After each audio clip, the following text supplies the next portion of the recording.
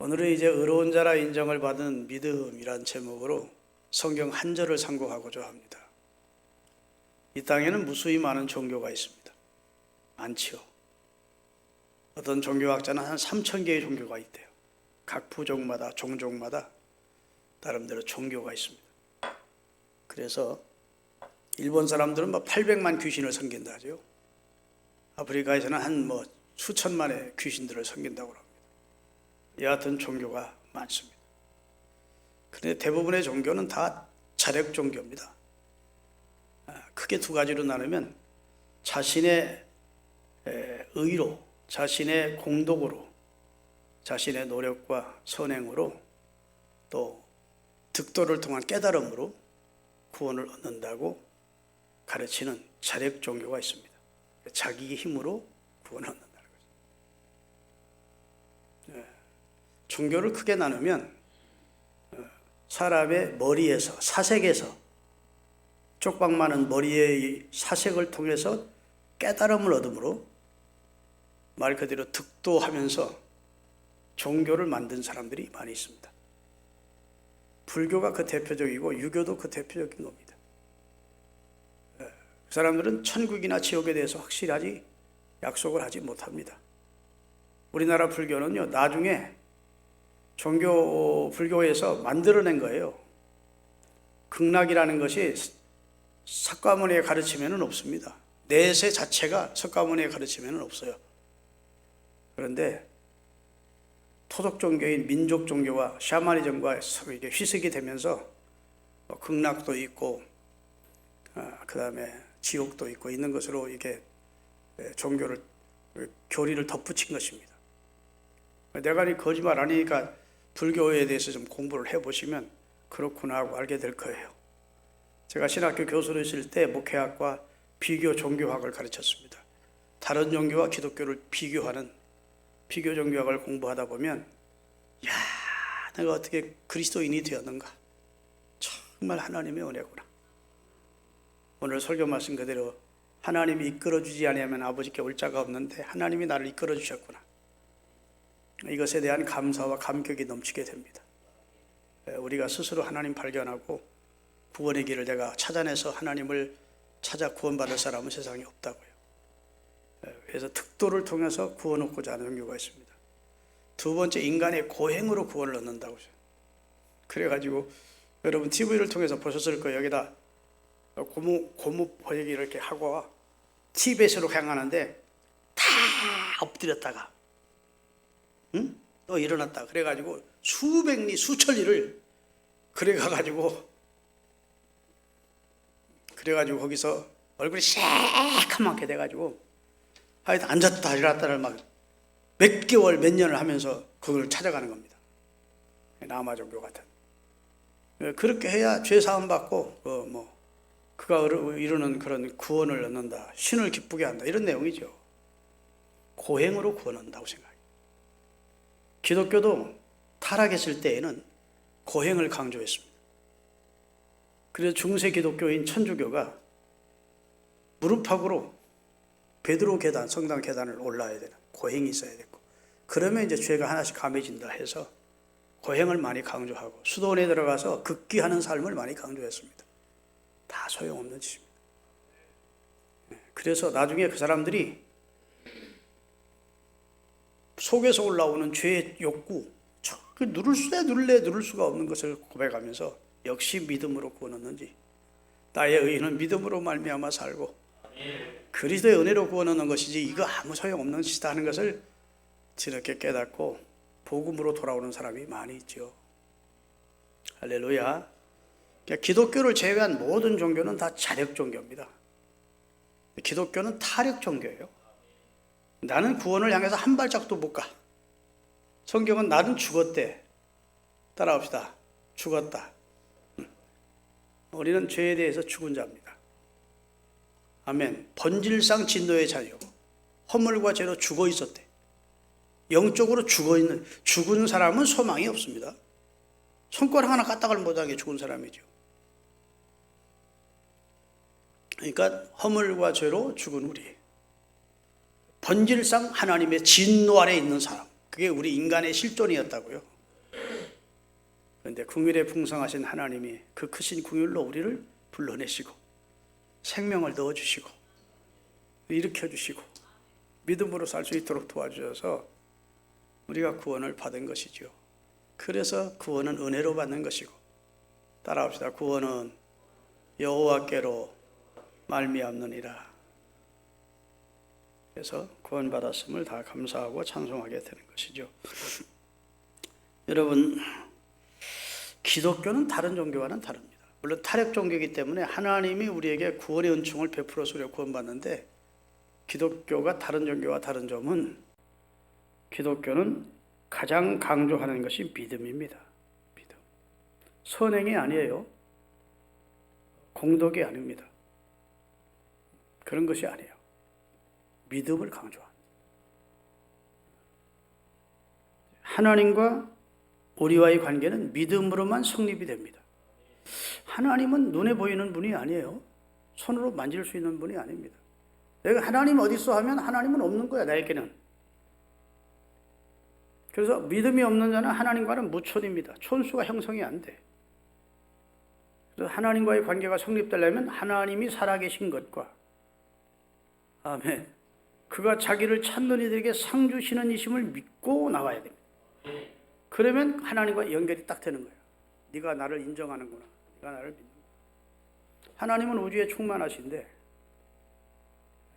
하나님은 없어라고 인정하는 자에게는 하나님이 굳이 그 사람들에게 관계치 않습니다. 하나님을 범사에 인정하고 하나님을 믿을 때 하나님이 우리와 관계를 가지는 겁니다. 믿습니까? 그런데 그 믿음이라고 하는 것이 막연히 하나님 믿는 게 아니고 성경에 근거한 믿음으로 하나님을 믿는 겁니다. 하나님은 성경을 통해서 자기를 계시하신 분이거든요. 덮어져 있던 것을 이렇게 열어서 보여주신 분이라고, 성경으로. 성경에 근거한 믿음일 때 하나님이 그 믿음을 귀하게 보시는 겁니다. 믿습니까? 그리고 성경에 근거한 믿음을 가지고 그 믿음을 마음으로 믿고 입으로 공중 앞에서, 사람들 앞에서 고백을 할 때 그 믿음을 구원에 이르는 믿음으로 하나님 인정하시는 거예요. 오늘 세례를 받는 이는 마음으로 믿습니다. 그런데 여러 사람 앞에서 고백을 하는 겁니다. 예수 그리스도가 내 구주인 줄을 믿느냐? 예! 고백을 하는 거예요. 그래서 두 가지가 이루어지는 겁니다. 로마서에 보면 사람이 마음으로 믿고 의로 시인해서 구원에 이른다. 예수 그리스도께서 부활하신 것을, 그리고 죽은 우리를 십자가에 달려 죽으시고 예수께서 우리를 살리시려고 부활하신 것을 내 마음으로 믿고 입으로 시인하면 구원을 받는다. 이렇게 구원의 도리를 말씀해 주시고 있습니다. 믿음을 제일 중요하게 말씀하는 종교가 어디라고요? 기독교. 자기가 기독교인인지를 모르는 사람이 있더라고. 종교란에 가면, 나는 중학교 들어가서 고등학교 들어갈 때 종교란을 쓰라는데 딱 나와 있는데 기독교가 있는데 우리가 기독교인가도 몰라서 모태 적부터 교회를 다녔는데도. 우리가 믿는 종교가 기독교입니다. 기독이란 말은 그리스도라는 말의 중국식 발음입니다. 그리스도라는 말을 중국어로 잘 사용이 안 되니까 기독이라고 했어요. 기독교는 그리스도교라는 말입니다. 아시겠죠? 기독교인데, 기독교는 가장 중요한 게 뭘 강조한다고요? 믿음이야. 믿음. 그래서 히브리서 11장 6절에 하나님께 나온 자는 두 가지를 믿어야 되는데, 하나님이 살아계시다는 것과 그를 찾는 자들에게 상 주시는 심을 믿어야 하나님이 기뻐한다. 그래서 아멘. 우리가 하나님을 믿는다 할 때 무엇을 믿어야 되느냐, 뭘 믿으라는 것이냐는 겁니다. 우선 믿음이 아닌 것을 좀 생각해 보십시다. 믿음이 아닌 것이 무엇이냐? 믿음이 아닌 것은 사실이 아니고 증거도 없는 것을 무조건 믿는 것, 그것이 믿음은 아닙니다. 무조건 믿어. 그건 미신입니다. 아멘. 성경이 말하는 믿음은 그런 믿음 아니에요. 무조건 믿어. 그게 아닙니다. 기독교는 분명하고 확실한 사실과 증거로 충만합니다. 성경을 읽다 보면요, 무릎을 탁탁 치지 않을 수 없다고요. 성경은 짝이 없는 것이 없고 빠진 것이 없어요. 증거로 충만합니다. 아멘. 그래서 예수님이 행하신 모든 행적도 성경을 이루시기 위해서, 성취시키기 위해서 행하신 행적입니다. 그렇기 때문에 성경을 모르고는 예수님의 말씀이 사실인지 아닌지 의심이 가지만, 성경을 알게 되면 성경은 확실한 증거로 가득 찬, 기독교는 사실과 증거들로 충만한 종교가 기독교입니다. 믿습니까? 이것을 믿지 않는 것은 불신앙이죠. 사실이 증거가 충만한데도 믿지 않는 것은 미신이 아니라 불신앙이라고. 하면 된다식의 믿음이 있습니다. 그래서 믿지 않는 회사에 가도 다 하면 된다 이렇게 써놨어요. 하면 된다고 믿는 그것도 믿음입니다. 긍정적인 사고를 가지고 살자. 할 수 있다는 믿음을 가지고 살자. 그런데 그것은 성경이 말하는 믿음이 아닙니다. 따라서 그것은 신앙이 아니고 신념이다. 성경에 근거돼야 신앙입니다. 아멘. 예전에 내가 들은 예화가 생각나네. 이천성 목사님이 하늘생계동원 원장하실 때 어떤 분이 은혜 받고 와서, 목사님 하나님 사기치는 것 같아요 그러더래요. 왜?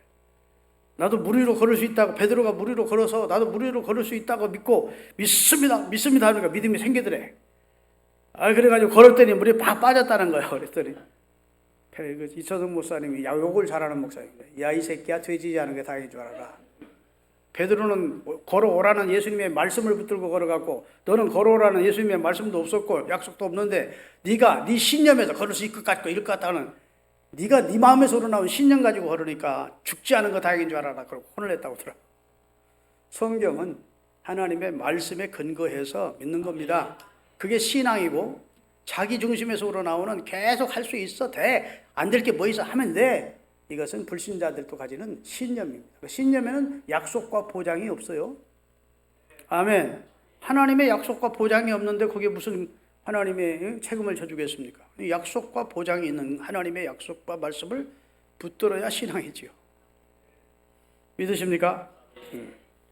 그러니까 오늘 이제 이 시브리서를 공부하면요, 너무 은혜로운 내용이 많은데 다 설명하면 초반부 하다가 지금 시간 많이 가서 끝날 시간 됐네요.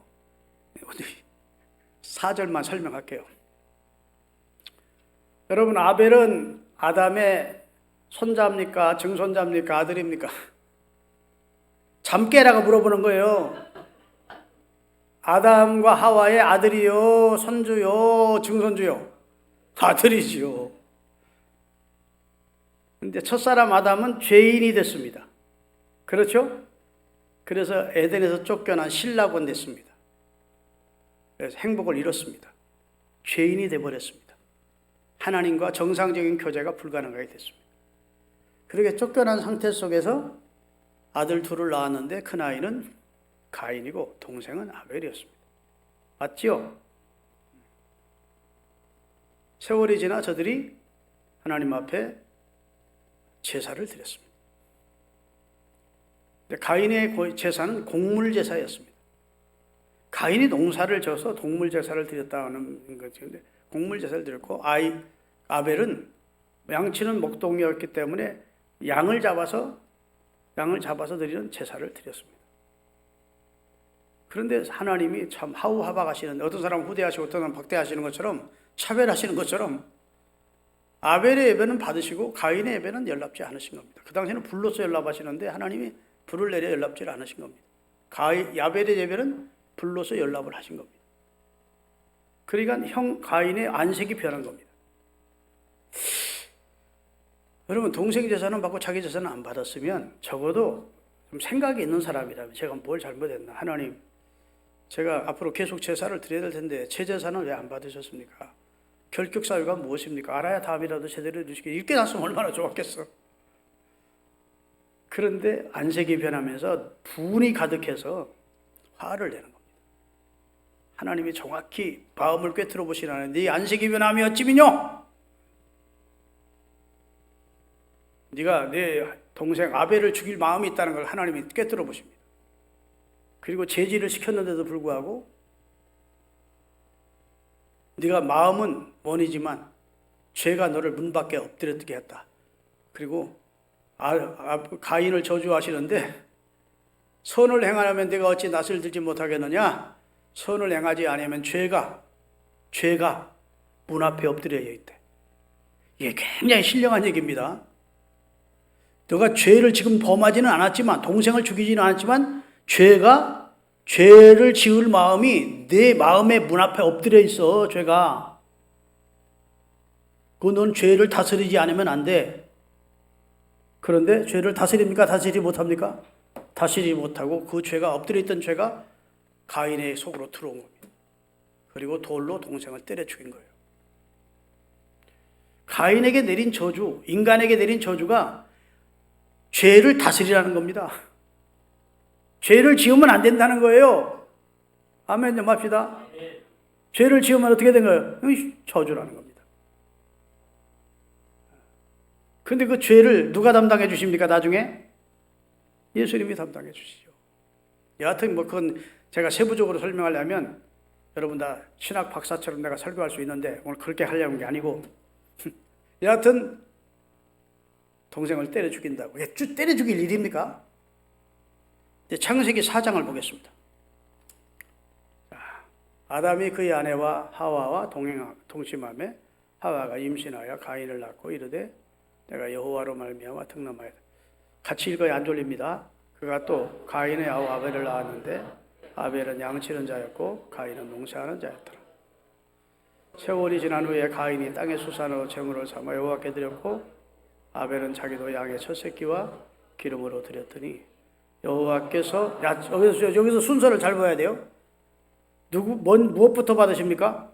사람부터 받아. 아벨이 드린 제물은 받으셨대.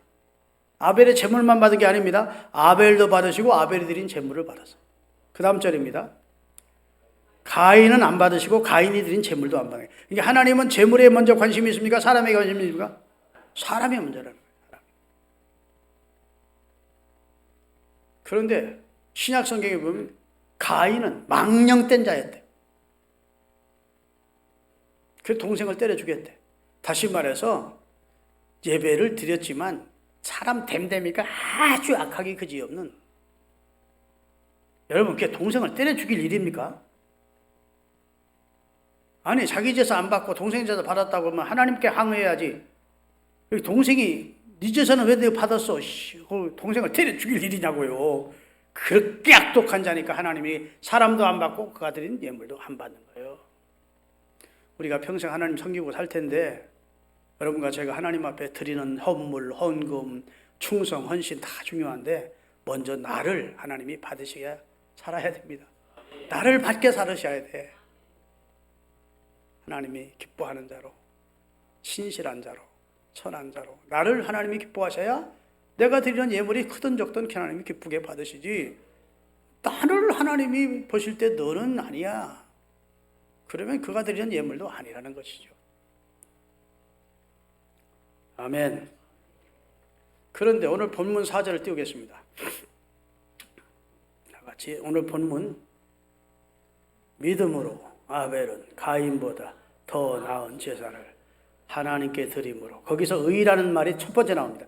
의로운 자라 하시는 증거를 얻었으니. 자,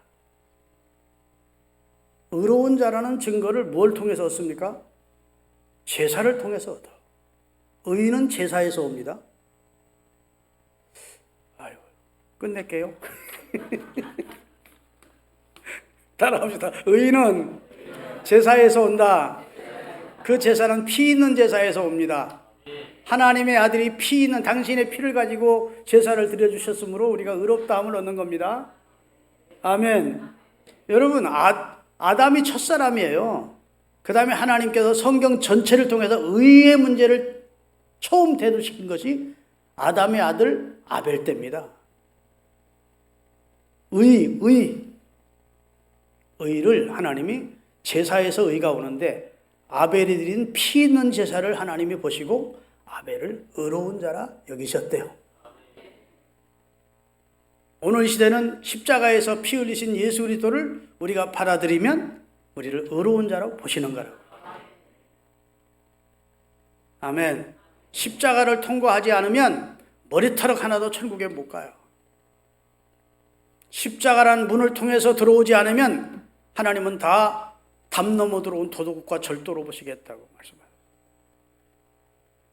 그래서 아무리 도덕적으로 깨끗하고 고아 사업하고 양로원 사업하고 조언 많이 해도 십자가에 자신을 던지고 십자가의 의를 받아들이지 않으면 그건 못 받는 게 기독교의 가르침입니다. 그래서 예수님